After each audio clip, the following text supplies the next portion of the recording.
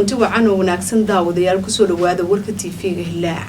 qodobada daawan doontaana waxa kamid ah madaxweyne Xasan Sheekh Maxamuud ayaa martiqaad u diray madaxda maamulka goboleedyada dalka ra'iisul wasaare ku-xigeenka dalka Saalax Axmed Jaamac ayaa xilalka u kala wareejiyay wasiirkii hore arrimaha gudaha iyo wasiirka cusub wafdi ka socda xukuumadda Soomaaliya ayaa shir uga qayb galaya dalka Mareykanka webiga Shabeelle ayaa fatahaad ka geystay deegaanka Xawaadle ee gobolka Shabeellaha Dhexe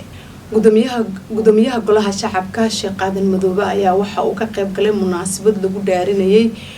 wasiir dowlaha deegaanka iyo arrimaha isbedelka cimilada burcad badeedii afduubatay markabka MV Cabdullaahi ayaa sheegtay in 5 milyan oo madax furasho ah ay qaateen dowladda Soomaaliya ayaa sheegtay in lacagihii lagu kabi jiray